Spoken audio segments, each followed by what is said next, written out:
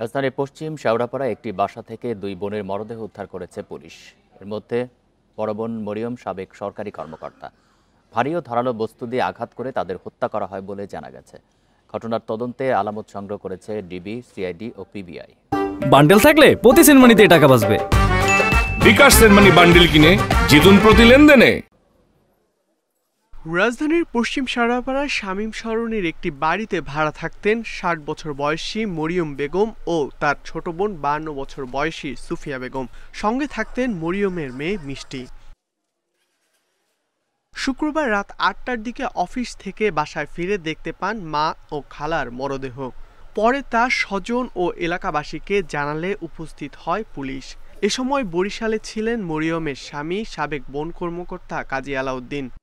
রক্তাক্ত লাশ, রুমের মধ্যে একটা লাশ সুফিয়া বেগম ওনার শালি, এবং ডাইনিং রুমে হলো ওনার ওয়াইফ মরিয়ম বেগমের লাশ, আর ওনার মেয়ে মিষ্টি বসে কাঁদছিল। তখন 7টা-8টার দিকে আর কি কল আসতে বাসায় যে এই মিষ্টি আপু আসছে, এই বাসায় এসে দেখতেছে দরজার তালা খুলে দেখতেছে যে এরকম পড়ে আছে।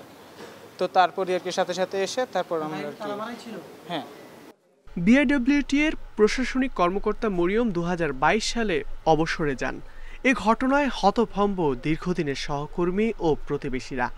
কিছু দেখতে দেয় না, আমার সাথে চাকরি করতো, আমরা একসাথে চাকরি করতাম পাশাপাশি টেবিলে। তো এখন শোনার পরে খারাপ লাগছে। আইন শৃঙ্খলার লোকজন সব হইলো মেয়েটাকে নিয়ে সব তথ্য নিচ্ছে, আমাদেরকে কাছে যেতে দেয়নি। আমরা হইলো ওনার আরেকটা বোন আছে, বোন জামাই আত্মীয় স্বজন কয়েকজন আছে, ওদের সাথে কথা বলে আমরা চলে আসছি। ঘটনাস্থল থেকে আলামত সংগ্রহ করেছে সিআইডি, ডিবি ও পিবিআই। জিজ্ঞাসাবাদের জন্য আটক করা হয় ভবনের নিরাপত্তা কর্মী ও তার স্ত্রীকে। কোনো গ্রিল কাটা নাই বা কোনো পিছন দিয়ে ঢোকার কোনো অবস্থা ছিল না। আমরা প্রতিটা চেক করেছি। আমরা প্রাথমিকভাবে বিভিন্ন দিক মাথায় রেখে কাজ করতেছি। কারণে আসলো বা ঘরে কোনো জিনিস খোয়া যায় না, ল্যাপটপ, কানের দুল, হাতের বালা সব ঠিক ছিল।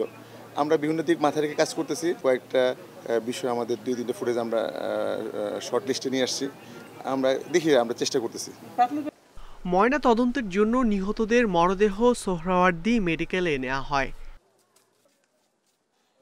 ইকরামুল কবির, ইন্ডিপেন্ডেন্ট নিউজ, ঢাকা।